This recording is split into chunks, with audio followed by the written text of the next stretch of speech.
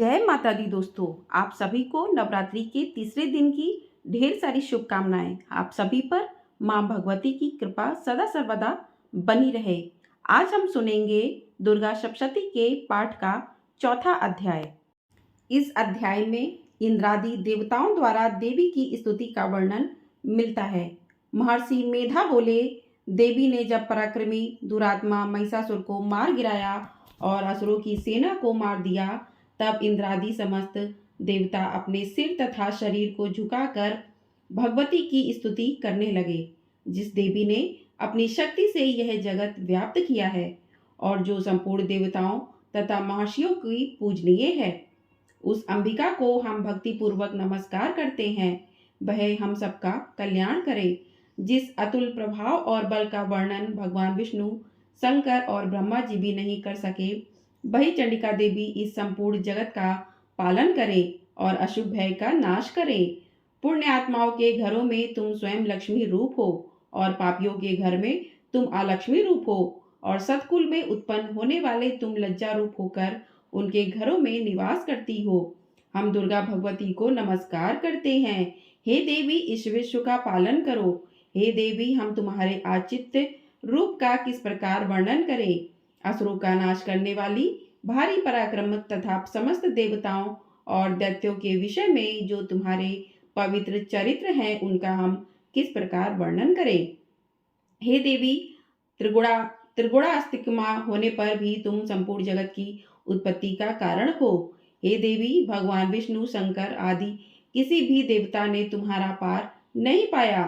तुम सबकी आश्रय हो। यह संपूर्ण जगत तुम्हारा ही अंश रूप है, क्योंकि तुम सबकी आदिभूत प्रकृति हो। हे देवी, तुम्हारे जिस नाम के उच्चारण से संपूर्ण यज्ञ में सब देवता तृप्ति लाभ करते हैं, वह स्वाहा तुम ही हो। इसके अतिरिक्त तुम पितरों की तृप्ति का कारण हो, इसलिए सब आपको स्वधा कहते हैं। हे देवी, वह विद्या जो मोक्ष को देने वाली है, जो आचित्य महाज्ञान स्वरूपा है, तत्वों के सार को वश में करने वाले, संपूर्ण दोषों को दूर करने वाले, मोक्ष की इच्छा रखने वाले मुनिजन जिसका अभ्यास करते हैं, वह तुम ही हो।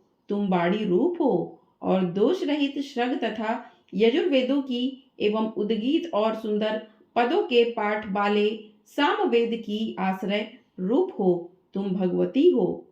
इस विश्व की उत्पत्ति एवं पालन के लिए तुम वार्ता के रूप में प्रकट हुई हो और तुम संपूर्ण संसार की पीड़ा हरने वाली हो। हे देवी, जिससे सारे शास्त्रों को जाना जाता है, वह मेधा शक्ति तुम ही हो और दुर्गम भवसागर से पार करने वाली नौका भी तुम ही हो। लक्ष्मी रूप से विष्णु भगवान के हृदय में निवास करने वाली और भगवान महादेव द्वारा सम्मानित गौरी देवी तुम ही हो।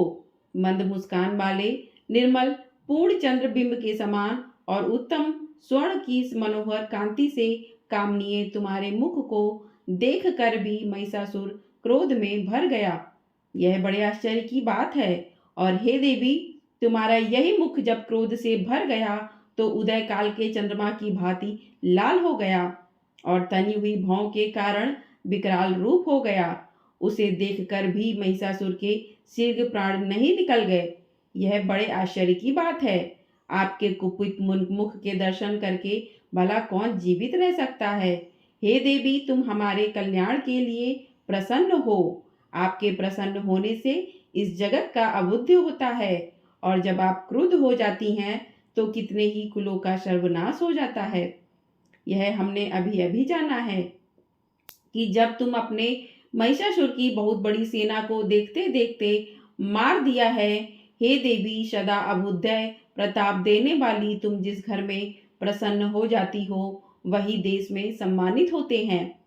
उनके यश धन यश की वृद्धि होती है।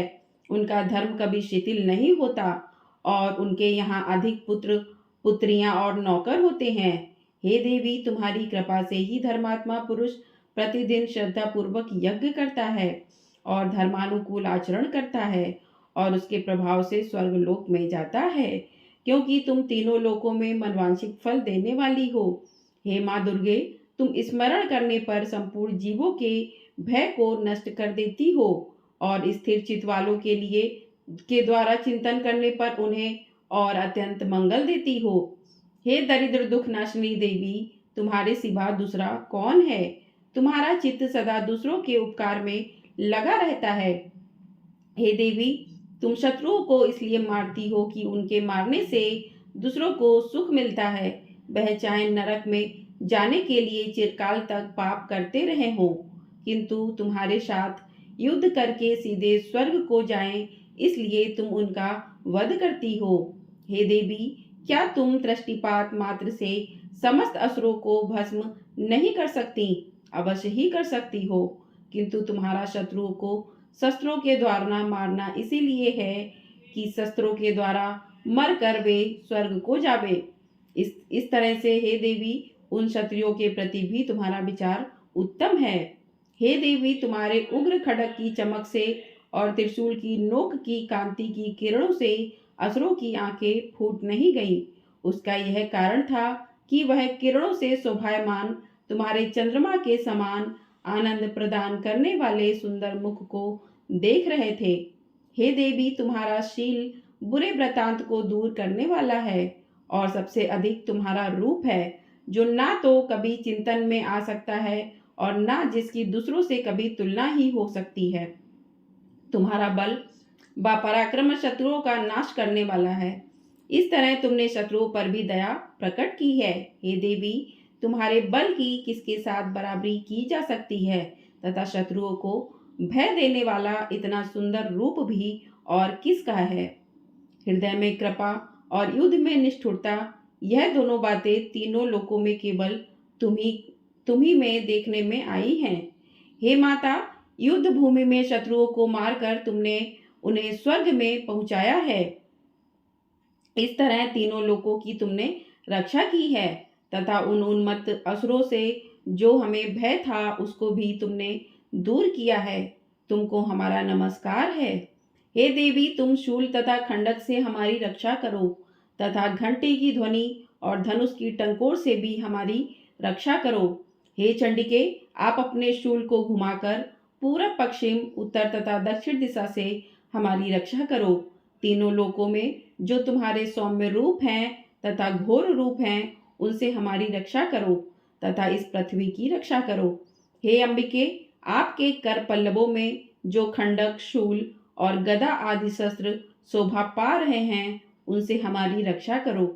महर्षि बोले कि इस प्रकार जब देवताओं ने जगत माता भगवती की स्तुति की और नंदवन के पुष्पों तथा गंध अनुलेपों द्वारा उनका पूजन किया, और फिर सबने मिलकर जब सुगंधित व दिव्य धूप द्वारा उनको सुगंधि निवेदन की, तब देवी ने प्रसन्न होकर कहा, हे देवताओं, तुम सब मुझसे मनवांछित वर मांगो।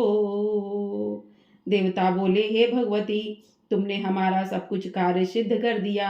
अब हमारे लिए कुछ भी मांगना बाकी नहीं रहा, क्योंकि तुमने हमारे शत्रु महिषासुर को मार डाला है। हे परमेश्वरी, तुम इस पर भी यदि हमें कोई वर देना चाहती हो तो बस इतना वर दो कि जब जब हम आपका स्मरण करें, तब तब आप हमारी विपत्तियों को हरण करने के लिए हमें दर्शन दिया करो।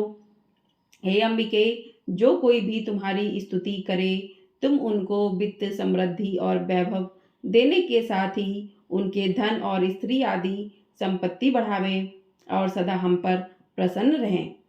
महर्षि बोले, हे राजन, देवताओं ने जब जगत के लिए तथा अपने लिए इस प्रकार का प्रश्न किया, तो बस तथास्तु कहकर देवी अंतर्ध्यान हो गई। हे भूप, जिस प्रकार तीनों लोकों का हित करने वाली यह भगवती देवताओं के शरीर से उत्पन्न हुई थी, वह सारा वृत्तांत मैंने तुमसे कह दिया है। और इसके पश्चात दुष्ट असुरों तथा शुंभ निशुंभ का वध करने और सब लोगों की रक्षा करने के लिए जिस प्रकार गौरी देवी के शरीर से उत्पन्न हुई थी, वह सारा वृत्तांत मैं यथावत वर्णन करता हूँ। इस प्रकार से चौथा अध्याय समाप्त होता है। बोलिए माँ भगवती की जय। जय माँ शेरावाली। आपको आगे के अध्याय कल सुनने के लिए मिलेंगे।